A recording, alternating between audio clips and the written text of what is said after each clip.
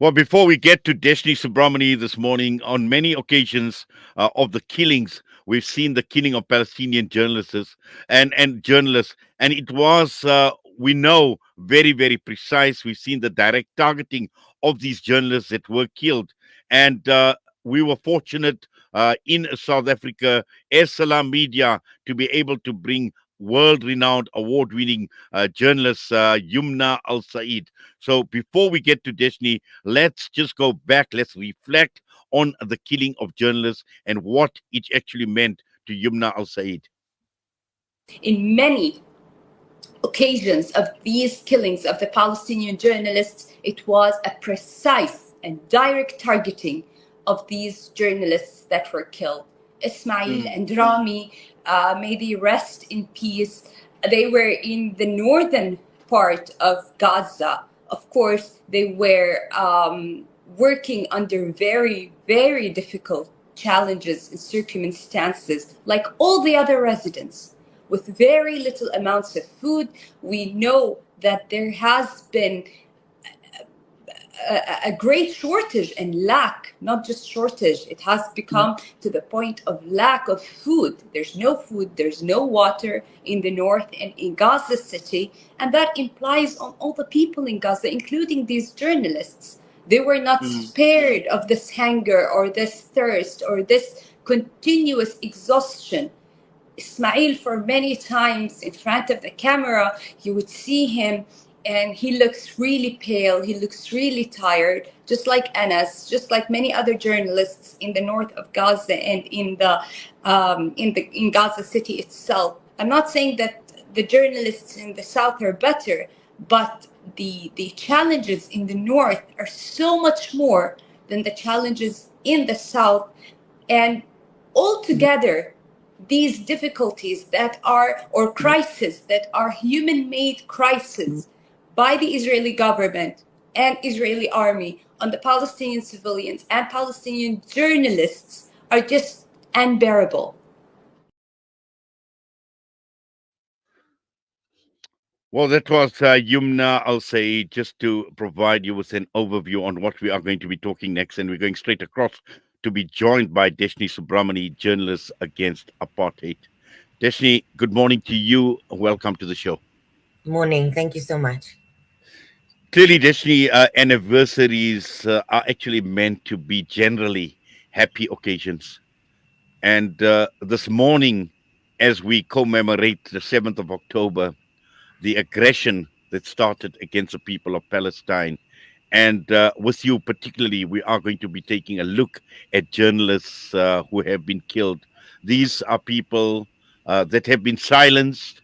These are people who would have spoken out, who would have brought the harsh realities and the truth to yourself, to myself, to people right across the entire world.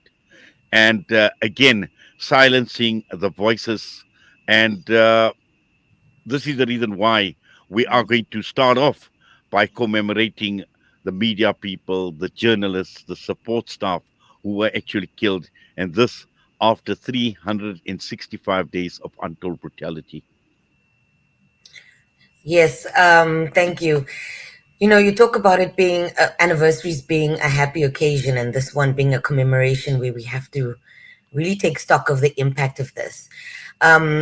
Yesterday, the Gaza Health Ministry released some numbers which are quite shocking.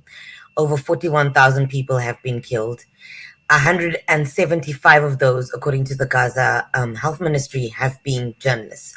Just yesterday, there was another journalist who was targeted and killed. He was 19 years old.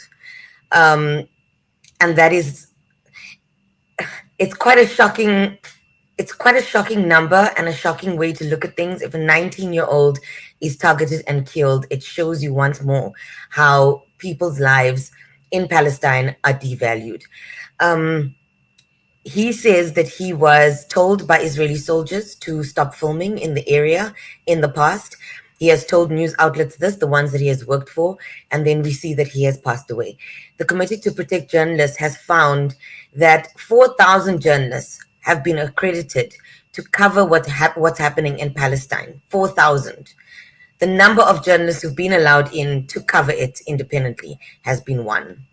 So that kind of tells you what we're dealing with when it comes to media censorship. You heard what Humana was saying about people starving. We saw an actual Al Jazeera journalist collapse on air due to malnutrition and exhaustion and just trying to be able to do his job while he's suffering famine just like everyone else. So, yeah, the numbers are appalling. The situation is absolutely dire. And 365 days later, 1 year later, we are still waiting for justice.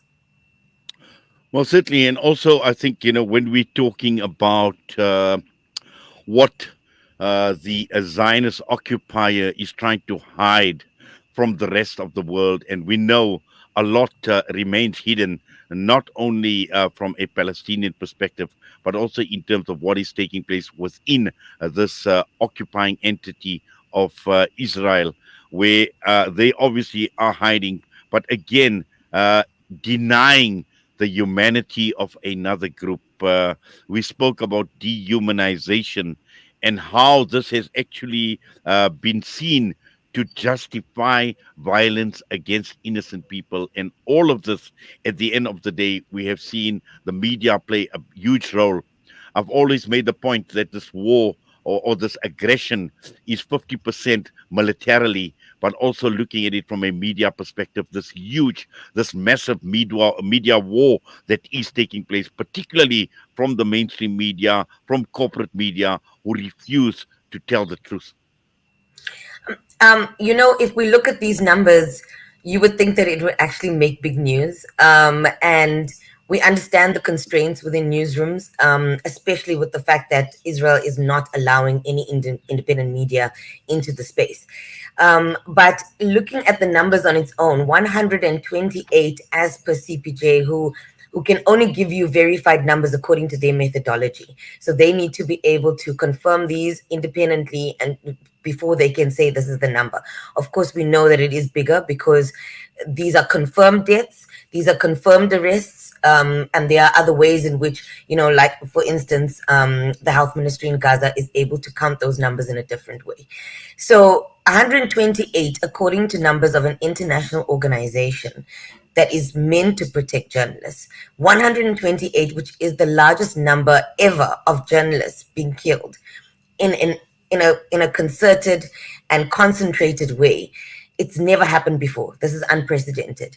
And if we were to look at genocide and how it takes place, the first thing you do is stop information from going out.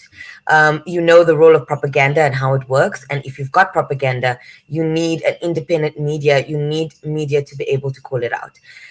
Palestine does not even have an army. There is no way for them to be able to, count how they're even responding. Besides the numbers we get from Gaza from Hamas themselves, or from Israel and their counting of it. But we don't have the journalists to tell us because they are being censored continuously. And this is a major censorship issue. It is a major journalism issue. I mean, you understand how incredibly important independent media is, especially from what what you call corporate media. And if we don't have that in Palestine, what we have is an information block. What we have is a situation where the impunity that we are seeing Israel continuing their actions with, which is completely ignoring the United Nations, completely ignoring countries like France and other allies that you thought that they would have had.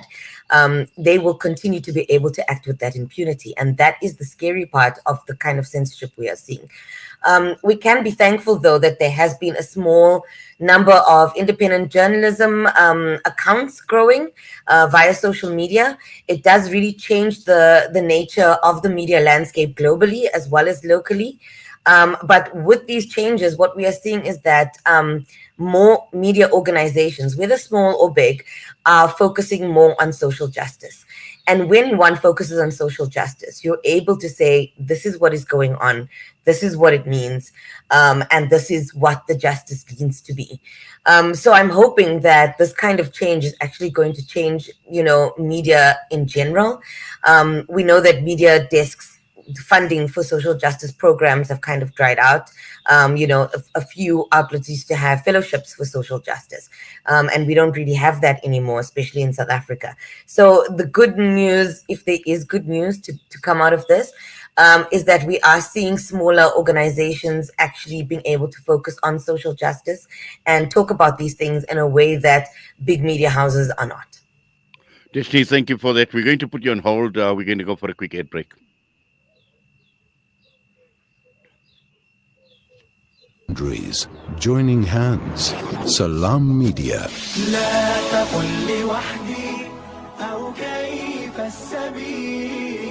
Humanity sets the agenda. Are you ready to ignite a wave of compassion and make a lasting impact? This Rabi ul Awal, let's come together for something truly meaningful. Join Penny Appeal South Africa's Rabi ul Awal campaign. Build a water well, provide a hot meal, sponsor a food garden, or plant an olive tree in Palestine or fruit tree in South Africa. Make a difference today. Visit our website www.pennyappeal.org.za or call 031 1100 573.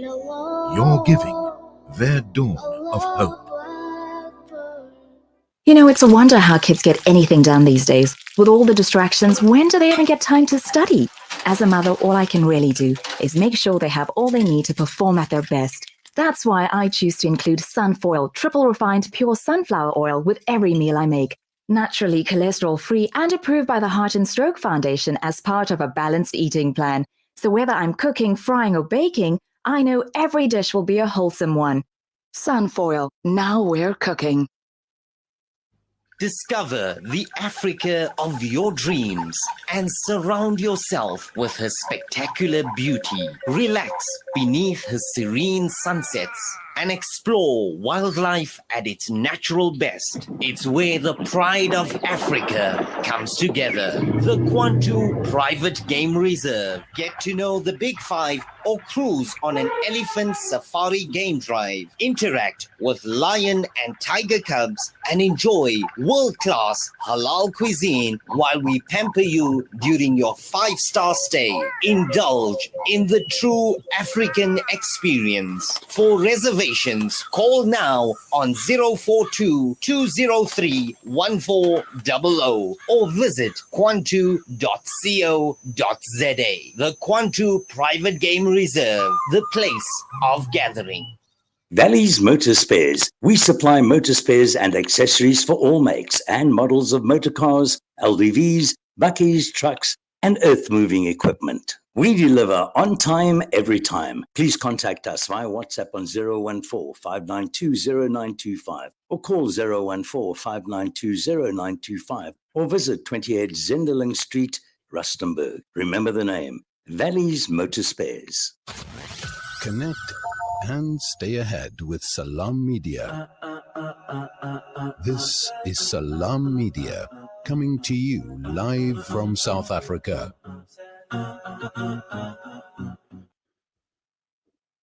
Well, the time is just gone. 8:24 as we continue with our broadcast this morning. Our special broadcast, an entire day dedicated to the 7th of October, commemorating the genocide against the people of Palestine, against people of Gaza. And we are talking to various people, starting off this morning, focusing on journalism and the journalists who have been killed, to commemorate them, to think about them, their bravery, dying while doing their job. And Deshnee Subramany is still with us, organizer of Journalists Against Apartheid.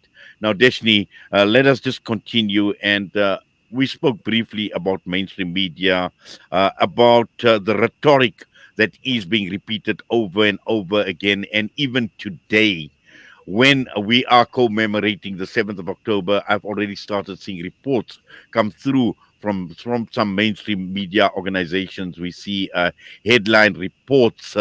Again, the biasness of the reporting, even on this anniversary, saying that Israel, what had happened on the 7th of October, where Israelis have died after being killed or butchered by Hamas. But when referring to Palestinians passively, they have lost their lives, they have died, the attacker left unnamed. And we see all these narratives, we see the misinformation that still continues a year later, after all this brutality, after all this carnage, still being circulated by mainstream media. This morning I was looking at a few of the stories around today's commemoration. And I saw a Reuters piece that's being used. So Reuters is a wire that we use, in newsrooms, especially when we need to get international news. So everyone who has a subscription to Reuters is able to get the same stories. And one of the companies, I will just say, News 24 has an article that says Israel marks 7 October anniversary under shadow of escalating war in Middle East.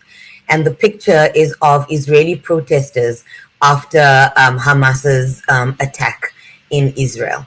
And that tells you everything you kind of need to know about where the media believes the focus should be.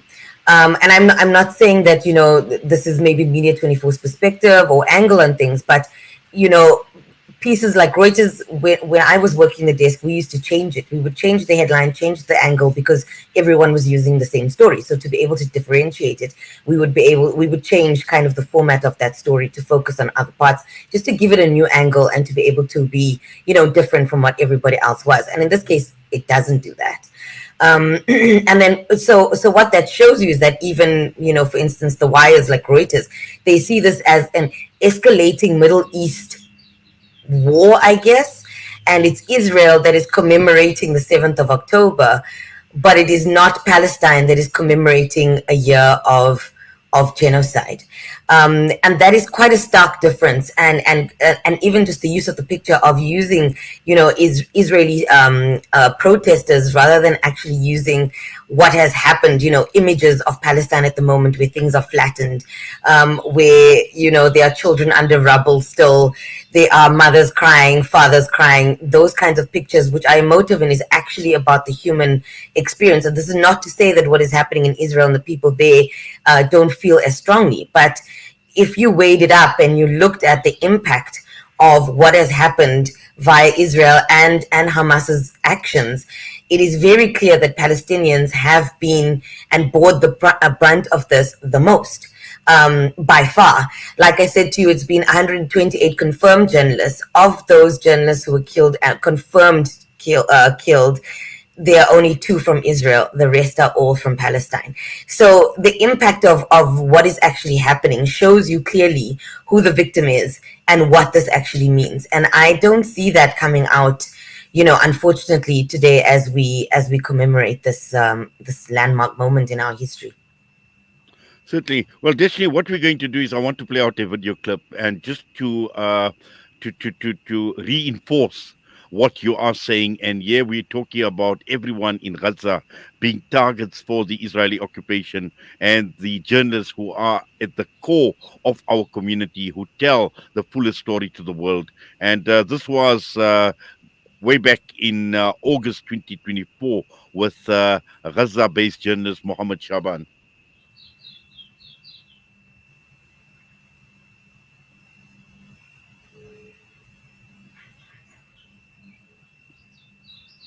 Simply, there is no safe place in Gaza. There is no respect to the human rights laws or principles when penetrating with the civilians here in Gaza. Unfortunately, this occupation doesn't discriminate between who is or who is civilian or not, who is wanted or targeted or not. Everyone here in Gaza are the bag of targets for the Israeli occupation, including the journalists in specific, because they are the core of our community who tell the full story to the world, and by whom the world know more about us. Yes, Deshnee, just listening once again to what Muhammad Shaban has to say, saying that everybody is a target and there is no differentiation. And also, I think now that this aggression has been extended to Lebanon, and just this morning, I was listening to what was taking place in Lebanon, and there again, everyone has become a target. And knowing Lebanon, it is divided into three major areas: the Sunni area, the Shia area, and the Christian area. And there have been reports of the Christian area being bombed as well. And exactly what we've seen in Gaza as well. It wasn't only mosques, it wasn't only Hamas, it's on innocent people, it was churches, it were bombed. And all of this, again, the targeting of journalists so that the truth is not revealed. Mm. Again, if you look at the CPJ numbers, they have counted 3 Lebanese journalists who have been killed. And, to an extent, you are correct to say that it is, everybody is a target. But at the same time, journalists are being targeted. So, as much as everyone is a victim of the genocide in Palestine, journalists are specifically being singled out. And this is the worrying thing. They are wearing press vests. They are differentiating themselves from civilians. It is a war crime. And we keep talking about how it is a war crime to target journalists. They are wearing the identifiers. They are clear. They are complying with all of the requirements. We as journalists against apartheid, we also had conversations around, us as journalists, should we be wearing Palestinian regalia when we are at protests? And part of the conversation is that even Palestinian journalists are not doing that because they want it to be clear that they are journalists. They want to be differentiated so that they are not targeted, because it is a war crime for you to kill journalists in any situation and target them. And they want it to be clear that they are not part of the civilian population who is already in the middle of this. And they want it to be clear that they are not part of Hamas. They are actually, just journalists trying to do their jobs. And so, as much as, yes, everyone is a victim of this, if you target journalists, you are targeting a specific group of people. And that then shows you that this isn't just, about everybody being, a part of the issue. It is about the fact that they know and they are intentionally, willfully making sure that information does not come out of Palestine. We don't need independent media as much. We're talking about 4,000 independent media who's accredited to go in, but only one is allowed to. It's not that we need international journalists to be there to tell us what is going on, because we have journalists in Palestine. This is their job, that they will tell us this. But if they are systematically attacked, what do we do, and what does that mean for the accuracy of what is coming out of there? Does that mean that we even know the full extent and the full story of what is going on there, because journalists are not allowed to tell us? And when they do tell us, when they are filming, they are being warned, attacked, threatened, kidnapped. There have been more than 5 journalists who have said that they have had to face horrific abuse in Israeli prisons. Many journalists are being held without any reason. And what that means is you can then, or Israel can then just extend the amount of time that these journalists spend, because there is no actual charge against them. There is no reason for them to be in. So if you were, for instance, putting someone in jail for killing someone, there is a limited number of years or time in which you can spend in jail. But if you don't have something that you are charging people with, you can just keep rolling that prison sentence over and over. So we actually don't know when they will be released. They don't know when they will be released. And if we understand the horrific abuses that are taking place in Israeli prisons, it is terrifying to imagine that journalists are being subjected to this kind of treatment with no end in sight. Well, Deshnee, we're going to have to leave it at that. And once again, we'd like to thank you. We do appreciate you taking time out, and we do appreciate your struggles. In fact, your passion for the cause, for journalism in general as well, and looking at journalists against apartheid, for speaking out, and for speaking out the truth in the face of all the adversity around us. So for all of that, we thank you, and we've been absolutely honored and privileged to have you on this day, the 7th of October, as we commemorate the genocide, the untold brutality against the people of Gaza. Thank you. Thank you so much.